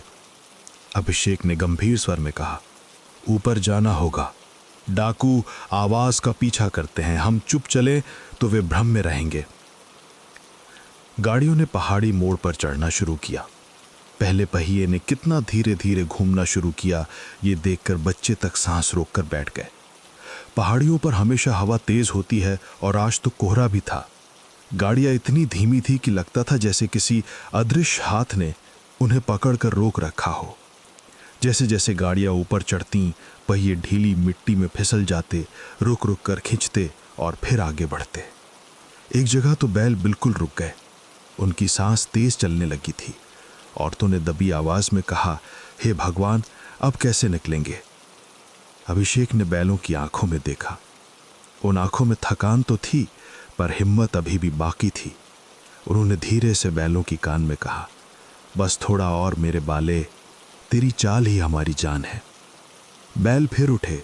लाठी की हल्की थपकी से उन्होंने ढाल पर चलना जारी रखा। गाड़ी जैसे ही पहाड़ी के मोड़ के सबसे खतरनाक हिस्से पर पहुंची, दूर से एक जोरदार चीख सुनाई थी। ओए, वो गए नहीं, उनकी गाड़ी की आवाज उधर से आई है। हरिराम कांप उठे। अब क्या करेंगे? अभिषेक ने आंखें संकरी करते हुए आवाज की दिशा का अंदाजा लगाया। डाकू पहाड़ी के निचले हिस्से से इस तरफ दौड़ रहे थे। अगर वे ऊपर पहुंच गए तो गाड़ियों का रुकना तय था। अभिषेक ने तुरंत आदेश दिया, गाड़ियों को एक एक करके आगे बढ़ाओ, कोई भी रुकना नहीं। और वे खुद पहाड़ी के किनारे खड़े होकर डाकुओं की दिशा देखने लगे। पहली बार अभिषेक के चेहरे पर डर की महीन रेखा उभर गई थी। डाकू पहाड़ी के नीचे से दौड़ते हुए अब साफ दिखने लगे थे। कोहरा छट रहा था और मशालों की रोशनी पत्थरों पर उछलती हुई डरावनी चमक पैदा कर रही थी। हरिराम चिल्लाए, अभिषेक 1 दर्जन से ज्यादा हैं। काकी रो पड़ी, अब तो भगवान ही बचाए। पर अभिषेक की आंखों में अचानक एक चमक आई, जैसे कोई नई योजना दिमाग में उभर गई हो। उन्होंने कहा, अगर ये लोग ऊपर पहुंच गए तो हम नहीं बच सकते, पर ऊपर आने से पहले हमें इन्हें रोकना होगा। हरिराम घबरा कर बोले, हथियार नहीं, लोग कम, क्या कर सकेगा तू? अभिषेक ने आसमान की ओर देखा, फिर पहाड़ी के किनारे इशारा किया। हथियार नहीं है, पर पहाड़ है। और ये कहते ही उन्होंने तेजी से बड़े बड़े पत्थर ढलान के किनारे ढूंढना शुरू किए। पीछे वालों ने सहमी आवाज में पूछा, क्या करने वाला है? अभिषेक ने बिना समय गंवाए कहा, पत्थरों को ढलान पर धकेलना है। ढलान तेज है, पत्थर नीचे घूमेंगे और सीधा डाकुओं के पैरों पर जाएंगे। अगर उनके घोड़े घबरा गए, वे ऊपर नहीं आ पाएंगे। हरिराम चौंक कर बोले, ये तो बाप रे, ये तो बहुत बड़ा दांव है। दांव? अभिषेक हंसे, यही तो हमारी जान बचाने का रास्ता है। उन्होंने एक बड़े पत्थर को पकड़ा और ढलान पर धक्का दिया। पत्थर ने पहले धीमी चाल पकड़ी, फिर नीचे ढलते ही तेज गति से घूमने लगा। धड़ धड़ धड़ धड़ धड़ धड़। नीचे खड़े डाकू चौंक गए। ओए सावधान, पत्थर आ रहा है। कुछ डाकू बच गए, कुछ गिर पड़े। घोड़ों ने अचानक हिनहिनाकर एक दूसरे को ठोकर मारी। अभिषेक चिल्लाए, और धकेलो, सब धकेलो। अब सभी मर्द, यहां तक कि कुछ औरतें भी पत्थरों को पकड़कर ढलान की ओर धकेलने लगीं। छोटे बड़े पत्थर तेजी से लुढ़कते हुए नीचे टकरा रहे थे। ठाएं, धप, धड़ाम, छन। डाकू अब पूरी तरह घबरा गए थे। घोड़ों ने दौड़ लगाते हुए खुद को बचाने की कोशिश की। एक डाकू चिल्लाया, हमसे नहीं होगा, ये ऊपर से हमला कर रहे हैं। दूसरा बोला, पीछे हटो, घाटी से जाना पड़ेगा। और देखते ही देखते डाकुओं की टुकड़ी घबराकर पीछे हटने लगी। गाड़ियों में बैठे लोगों ने राहत की सांस ली। अभिषेक के माथे पर पसीना था, पर उनकी आवाज मजबूत।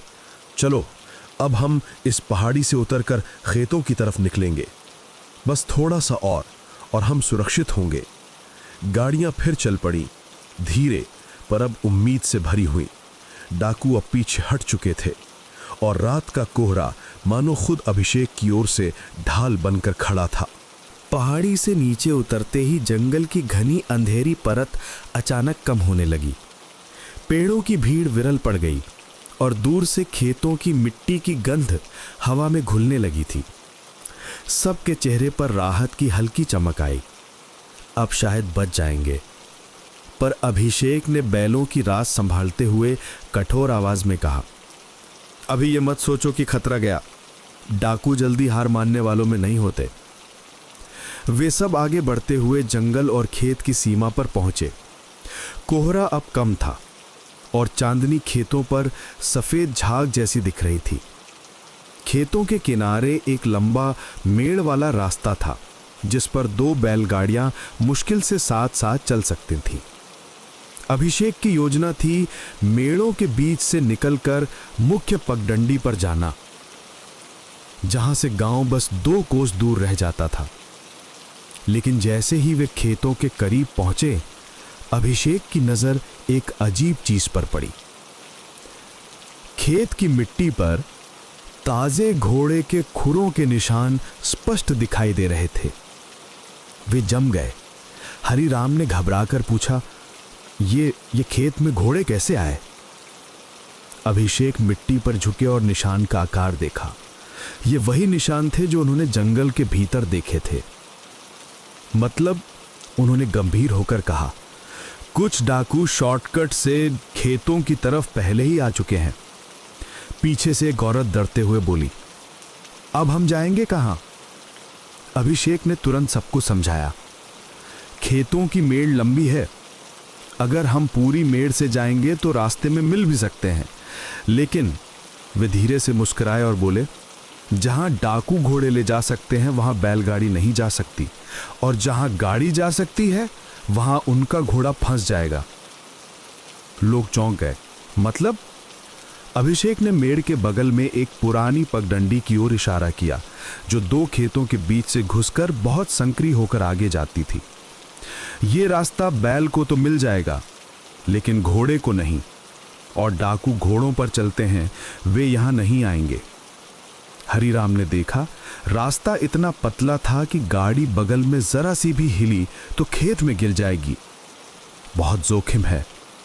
अभिषेक ने दृढ़ स्वर में कहा, जिंदगी ही जोखिम है।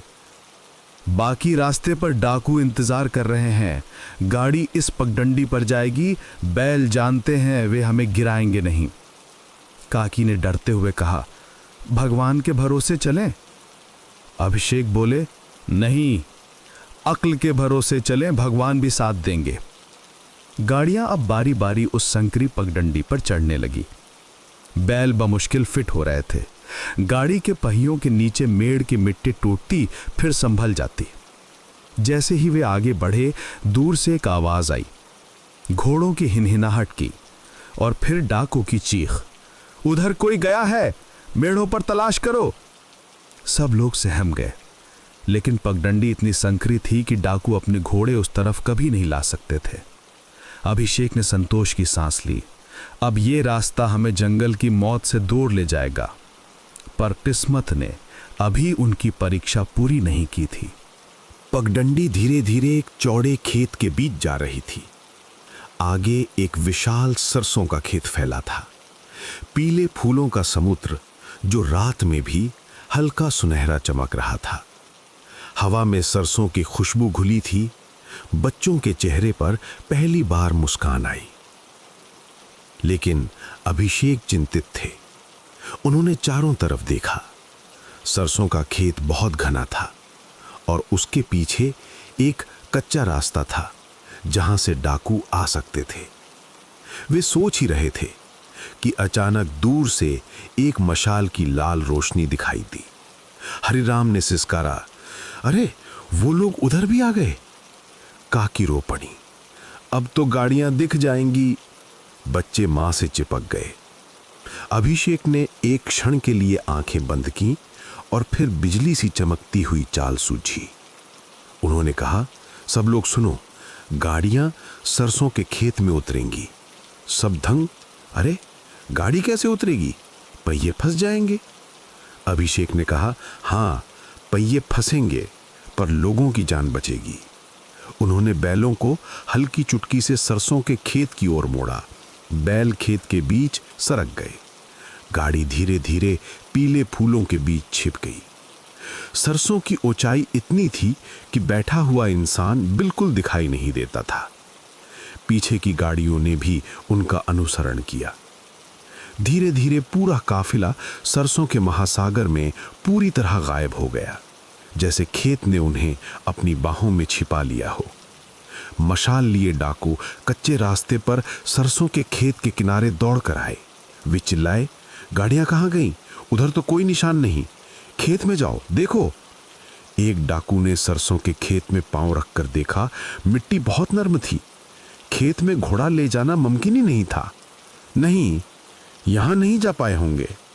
गाड़ी खेत में गई तो फंस जाएगी। दूसरे ने कहा, चलो रास्ते के आगे देखते हैं।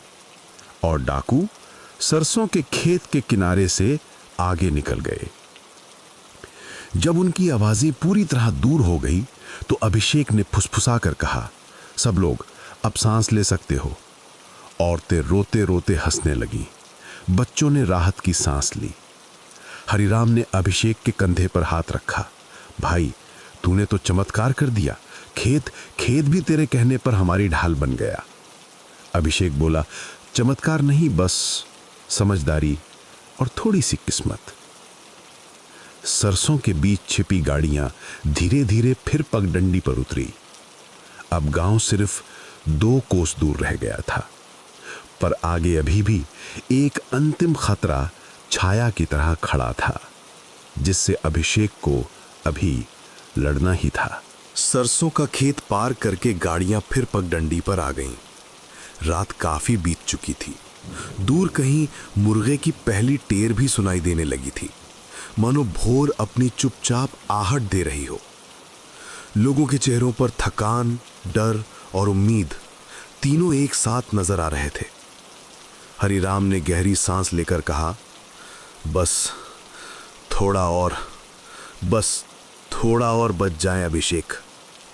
अभिषेक ने आसमान की ओर देखा। अब कोहरा थोड़ा हल्का था, पर हवा अभी भी भारी थी।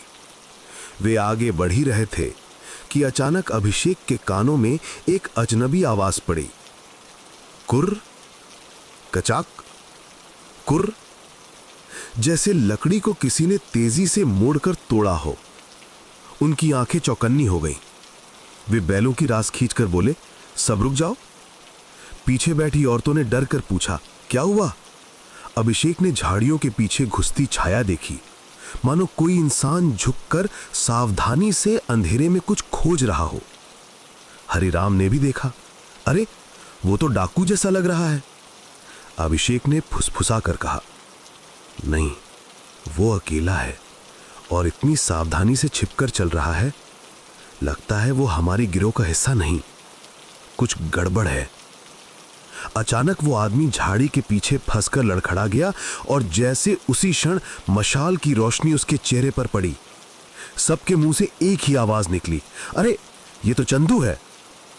चंदू पास के गांव का गरीब चरवाहा था, छोटा, दुबला पर तेज दिमाग वाला लड़का।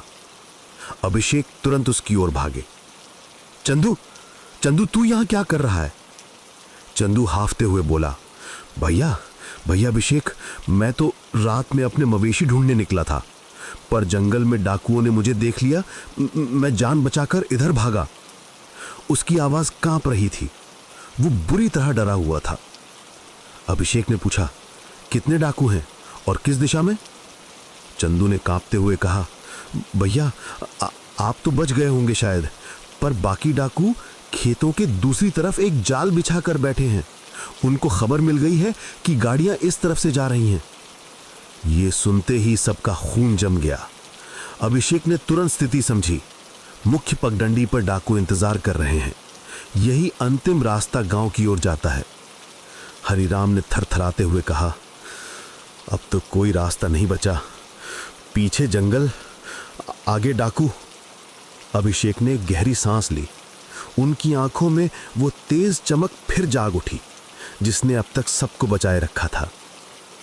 रास्ता है, वे धीमी से बोले।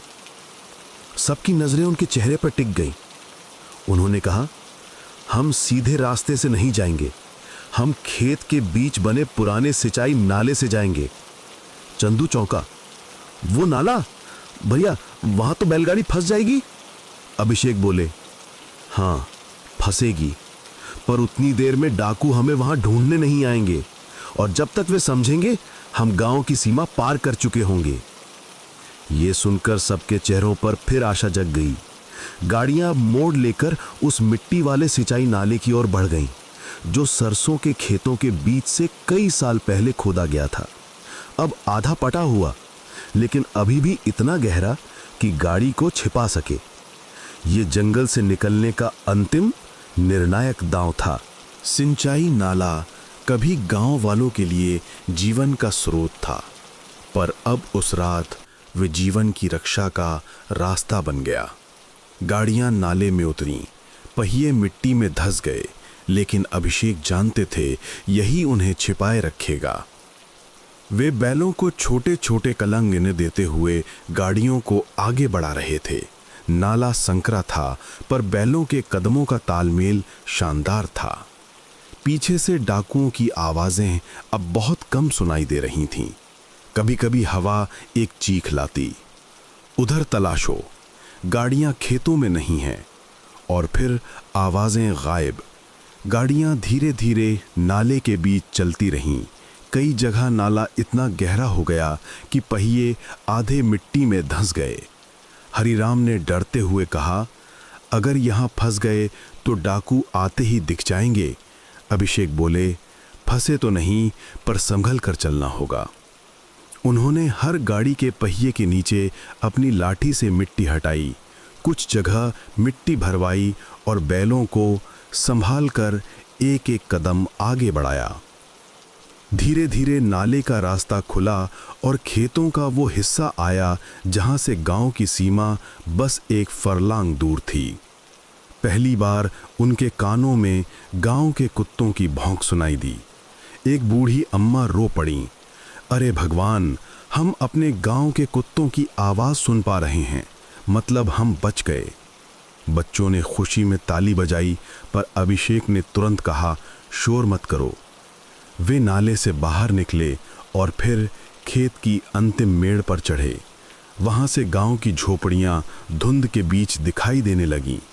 नम मिट्टी से उठता धुआं, आधी बुझी चूल्हे की महक और दूर कहीं ढोलक की धीमी थाप।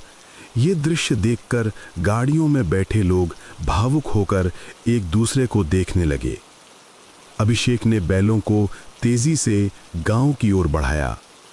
गांव की चौकी पर बैठा रात का पहरेदार उन्हें आते देख चौंका। अरे अभिषेक भैया, रात के इस पहर इतनी गाड़ियां?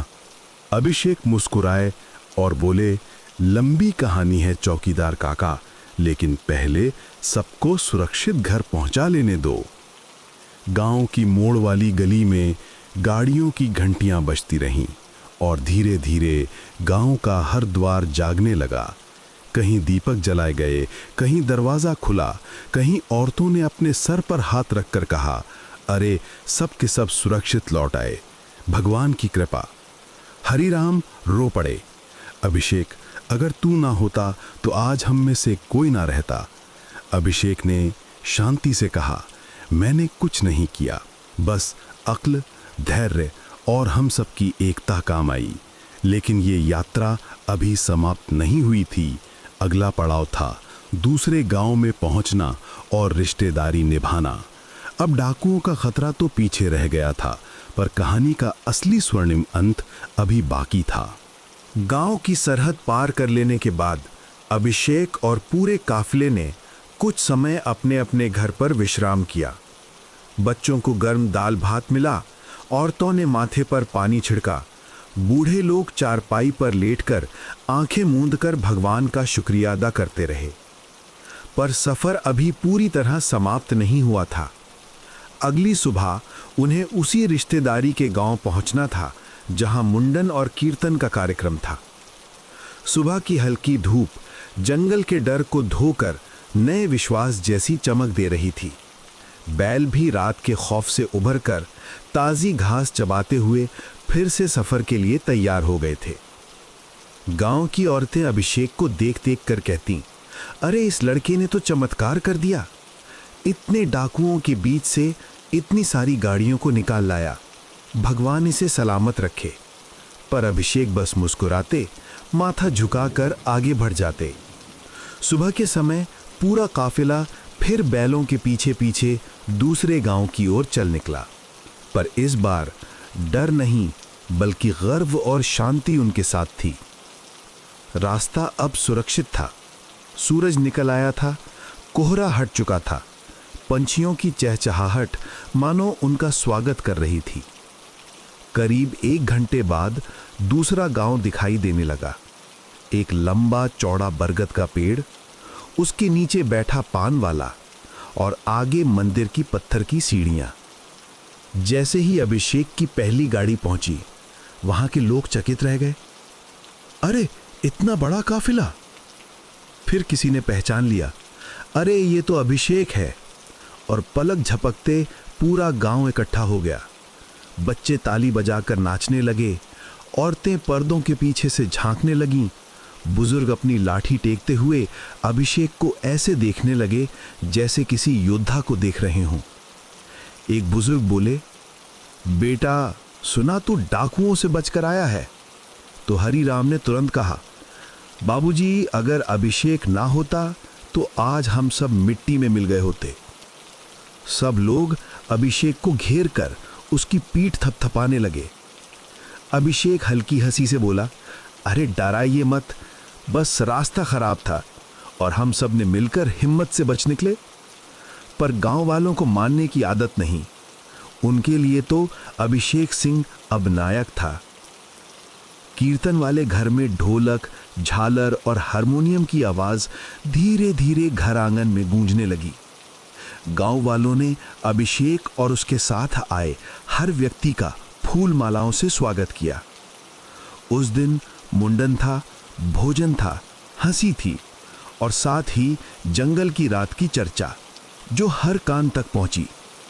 और हर चर्चा का अंत एक ही वाक्य से होता, अभिषेक सिंह ना होता तो ये लोग यहां ना पहुंचते। समारोह समाप्त होने के बाद दूसरे गांव में रात को एक विशाल चौपाल सभा रखी गई। सब लोग चाहते थे कि अभिषेक उन भयावह रात की पूरी कहानी सुनाए। चौपाल में बड़ी सी चटाई बिछाई गई, बीच में जलती हुई ढिबरी और सब उम्र के लोग गोलाकार बैठ गए। बच्चों की आंखें उत्साह से चमक रही थीं। अभिषेक थोड़ी झिझक के साथ बैठे, पर जब सबने आग्रह किया तो उन्होंने मुस्कुराकर कहा, अच्छा सुनाता हूं, पर डरना नहीं। सभी हंस पड़े। फिर उन्होंने धीरे धीरे पिछली रात की हर घटना सुनानी शुरू की। जंगल का गहरा सन्नाटा, टूटी मशाल का सुराग, कोहरे में छिपी आवाजें, घोड़ों की टापें, उस अकेले डाकू से चालाकी, घाटी पर ढोल की आवाज जैसी पत्थरों की बारिश, सरसों के खेत की दुर्गम छुपन और अंत में सिंचाई नाले से बच निकलने का वो अप्रत्याशित रास्ता। हर घटना पर सबके चेहरे डर से फैल जाते, फिर राहत में सिकुड़ जाते। एक बुजुर्ग बोले, अरे बेटा, ये तो मानो किसी वीर का किस्सा सुना रहे हो। एक बच्चा उत्साह में उछलकर बोला, दादा आप तो सच में हीरो हो। सभी हंस पड़े और अभिषेक का चेहरा उस दिन पहली बार पूरे गर्व से चमक उठा। उस रात ढिबरी की लौ और बच्चों की आंखें दोनों चमक रही थीं, एक उस कहानी में, दूसरी अभिषेक की हिम्मत में। और तभी चंदू ने बीच में कहा, अभिषेक भैया, ये तो आज की कहानी है, कभी आप अपनी बचपन की कहानी भी सुनाना। अभिषेक ने हंसते हुए कहा, अरे पहले ये तो खत्म कर लें। चौपाल ठहाकों से भर गया और उसी क्षण सब ने मान लिया, अभिषेक सिंह केवल जंगल को नहीं बल्कि सबके दिलों को भी जीत चुका था। रिश्तेदारी का कार्यक्रम पूरा हुआ। कीर्तन की मधुर थाप धीरे धीरे शांत हुई और अगले दिन अभिषेक अपने पूरे काफिले के साथ वापस अपने गांव लौट आया। उस रात के बाद पूरे इलाके में एक ही नाम गूंज रहा था, अभिषेक सिंह। लोग कहते, अरे भाई, डाकुओं वाले जंगल से जो आदमी गाड़ियों को निकाल लाए, वो कोई मामूली बात थोड़ी ही है। समय बीतता गया, वो घटना धीरे धीरे सालों में बदल गई। जंगल में आज भी वही खतरनाक मोड़, वही टूटे पुल की पट्टियां और सरसों की वो पगडंडी मौजूद हैं, पर डाकुओं की दहशत मिट चुकी थी। और आज नीम के पेड़ की छांव में चौपाल पर बैठे हुए अभिषेक सिंह अपने पोते पोतियों को उसी रात की बातें सुना रहे थे। बच्चों की आंखों में शरारत नहीं बल्कि रोमांच की चमक थी। छोटी परी पूछ बैठी, दादा, क्या उस दिन आप बिल्कुल भी नहीं डरे थे? अभिषेक मुस्कुराए। उनका चेहरा यादों की धूप में चमक उठा। डरा था बेटा, कई बार डरा था, पर अगर मैं डर जाता तो मेरे साथ बैठे लोगों का क्या होता? कभी कभी हिम्मत वही होती है जब डर को पीछे धकेलकर आगे बढ़ जाओ। गुड्डू बोला, दादा, जब आपने पत्थर पहाड़ी से गिराए थे वो बहुत मजेदार था। आप तो ऐसे लग रहे थे जैसे कोई योद्धा। अभिषेक हंस पड़े, अरे योद्धा वोद्धा कुछ नहीं, बस अक्ल और वक्त मेरे साथ थे। परी ने धीरे से पूछा, दादा, अगर आप उस दिन वहां ना होते तो सब लोग? अभिषेक ने प्रेम से उसका सिर सहलाया। तो शायद भगवान किसी और को भेज देते। हर मुश्किल में कोई ना कोई आगे बढ़कर सबको बचाता ही है। उनकी आंखें गहराईं। वो रात मानो किसी ने फिर से उनके सामने रख दी। चांदनी धुंध से ढकी हुई, डाकुओं की चीखें, बैल की थकी हुई सांसें और कांपते बच्चे। वो रात, उन्होंने धीरे से कहा, मेरी जिंदगी की सबसे लंबी रात थी। सृष्टि ने जिज्ञासा से पूछा, दादा, क्या गांव वाले आपको उस दिन से हीरो कहते थे? अभिषेक मुस्कुराए, पर उनकी हंसी में थोड़ा संकोच था। हीरो तो भगवान होते हैं, हम तो सिर्फ लोग हैं। हाँ, इतना जरूर है कि वो रात मैंने नहीं, हम सब ने मिलकर जीती थी। बच्चे एक दूसरे को देखकर सर हिलाने लगे, मानो कह रहे हों, दादा तो सच में हीरो हैं। नीम की पत्तियां हवा में हिलने लगीं। चौपाल के चारों ओर एक अद्भुत शांति थी, जैसे रात खुद अभिषेक की कहानी सुन रही हो। और दादा की यादें धीरे धीरे अगले अध्याय की तरह सबके मन में उतरने लगीं। दादा की कहानी अब सिर्फ पोते पोतियों तक सीमित नहीं रही। उनके आसपास गांव के और भी बच्चे इकट्ठा हो गए। किसी की नाक बह रही थी, कोई धूल में खेलने के कारण मिट्टी से लथपथ था, और कुछ बड़े लड़के चौपाल के किनारे खड़े होकर पूरा किस्सा सुनने में खो गए थे। जैसे ही कहानी अपने चरम पर पहुंची, गुड्डू ने ताली बजाई। दादा को जंगल से डर नहीं लगा। यह सुनकर कुछ बच्चे फुसफुसाने लगे, दादा बहुत बहादुर थे, डाकुओं को चकमा दे दिया, मैं होता तो रो देता। अभिषेक हंसकर बोले, रोना भी ठीक है बेटा, रोना कमजोरी नहीं होती। कमजोरी तब होती है जब हम डर की वजह से सही काम करना छोड़ देते हैं। सृष्टि ने पूछा, दादा, अगर डाकू पकड़ ही लेते तो? अभिषेक कुछ पल चुप रहे, फिर बोले, अगर पकड़ लेते तो भी मैं कोशिश करता लोगों को बचाने की। देखो बच्चों, मुसीबतें हम सबकी परीक्षा लेती हैं। वक्त, अक्ल और एकता तीनों मिल जाएं तो बड़ी से बड़ी कठिनाई भी छोटी पड़ जाती है। पास बैठे बड़े लड़कों ने सहमति में सिर हिलाया।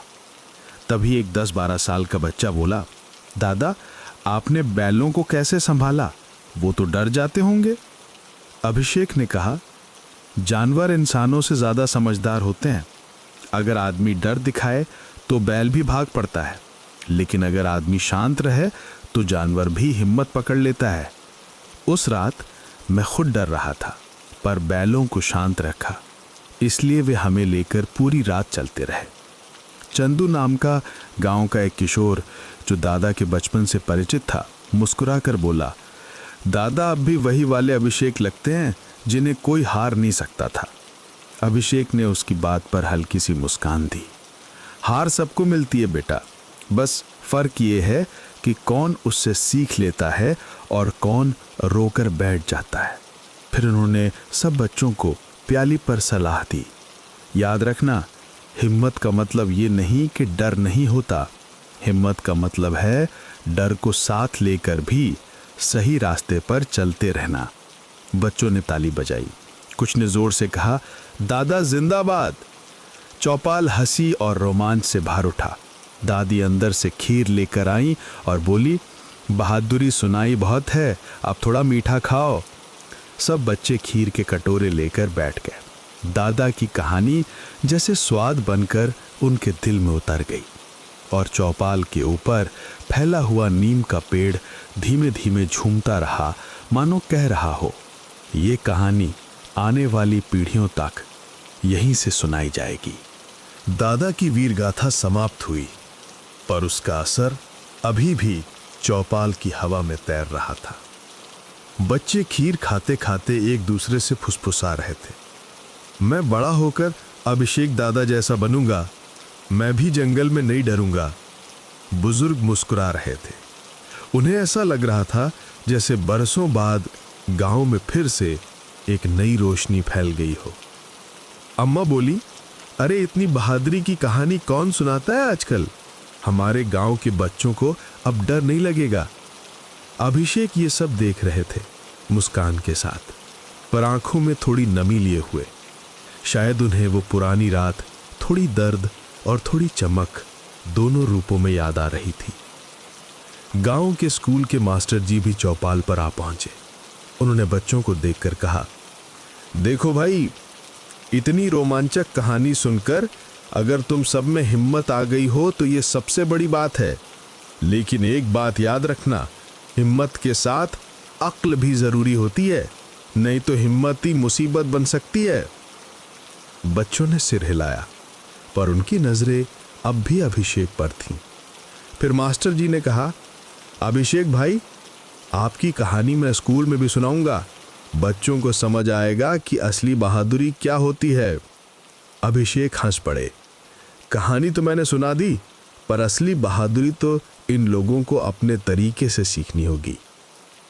परी दादा की गोद में बैठते हुए बोली, दादा, आप फिर कभी ऐसा जंगल पार करोगे?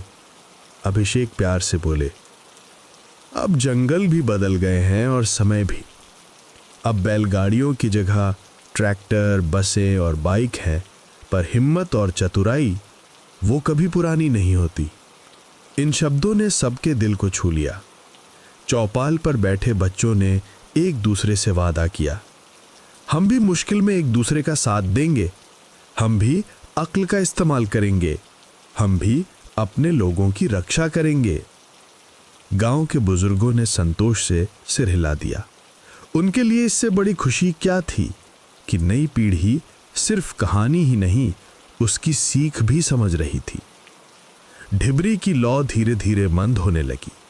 चांद ऊपर था, हवा शांत थी और दादा के शब्द सभी के दिलों में गूंज रहे थे। हिम्मत डर की गैर मौजूदगी नहीं, हिम्मत है डर को पीछे बैठाकर सही रास्ते पर चलते रहना। और उस रात गांव के हर बच्चे ने अपने अंदर एक नया दीपक जलता हुआ महसूस किया। रात गहराती चली गई। बच्चे अब दादा के चारों तरफ लेटे से बैठ गए थे। किसी ने दादा की बांह पकड़ी, कोई उनकी गोद में सिर रखकर सोने जैसा हो गया था। दादा के मन में सालों पुरानी वो रात अब भी एक ताज़ी याद की तरह थी।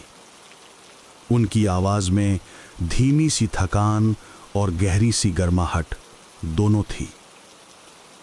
उन्होंने धीरे से कहा, बच्चों, हम सब के जीवन में कोई न कोई ऐसी रात आती है जहां लगता है अब कुछ नहीं बचा, अब कोई रास्ता नहीं। पर याद रखना, रास्ते खुद बनते हैं जब मन हार मानने से मना कर देता है। गुड्डू ने पूछा, दादा, अगर उस दिन आप पीछे लौट आते तो क्या होता? अभिषेक की आंखें गहरी हो गईं। उन्होंने कहा, अगर मैं पीछे लौटता तो डाकू हमें जंगल के भीतर ही पकड़ लेते। जीवन में कई बार वापस लौटने से खतरा बढ़ जाता है। ऐसे समय में आगे बढ़ना ही सबसे बड़ा सहारा होता है। सृष्टि बोली, मतलब डर लगने पर भी चलना चाहिए? अभिषेक हंस पड़े। चलना चाहिए, पर समझदारी के साथ। खतरा देखकर भागना नहीं, उसे समझकर उसका रास्ता बदल देना चाहिए। उनके शब्द मानो जीवन के सबसे गहरे मंत्र बनकर चौपाल की हवा में घुल रहे थे। बुजुर्गों ने भी हां में हां मिलाई। सही बात है, जिंदगी में बचता वही है जो बुद्धि से चलता है। फिर दादा ने अंतिम सीख दी, डर सभी को लगता है, पर जो अपने लोगों की जिम्मेदारी उठाता है उसे डर के आगे चलना पड़ता है। और याद रखना, अकल, हिम्मत और एकता, ये तीनों साथ हों तो बड़ा से बड़ा तूफान भी रास्ता बदल देता है। उनकी आवाज में कंपन था, पर शब्दों में शक्ति थी। बच्चों ने दादा से लिपटते हुए कहा, दादा, आज से हम भी बहादुर बनेंगे। अभिषेक ने उन्हें गले लगाकर कहा, बहादुर नहीं, अक्लमंद बनना, बस यही असली जीत है। वो रात नीम के पेड़ के नीचे अद्भुत शांति में गुजरी। दादा की कहानी बच्चों के दिल में एक दीपक बनकर जल रही थी और चौपाल की मिट्टी आज भी उस वीर रात की गवाही दे रही थी जिसने एक साधारण आदमी को असाधारण बना दिया।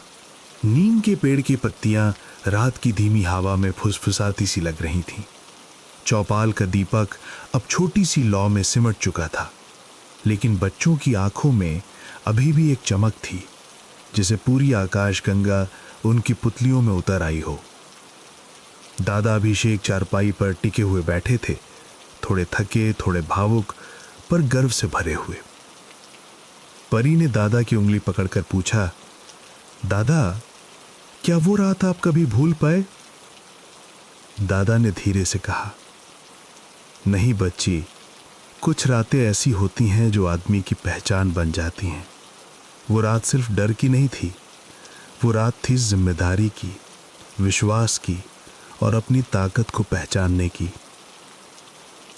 गुड्डू ने अपनी मासूम आंखों में चमक लिए पूछा, दादा, अगर फिर कभी ऐसी रात आए तो आप क्या करोगे? दादा ने हल्की मुस्कान से कहा, अब मेरी उम्र नहीं रही बेटा, पर अगर आए तो अब तुम सब हो ना। तुम में वही हिम्मत होगी, वही अक्ल होगी, वही एकता होगी। बच्चों ने गर्व से कहा, हाँ दादा, हम सब मिलकर हर मुसीबत का सामना करेंगे। दादा की आंखें चमक उठीं।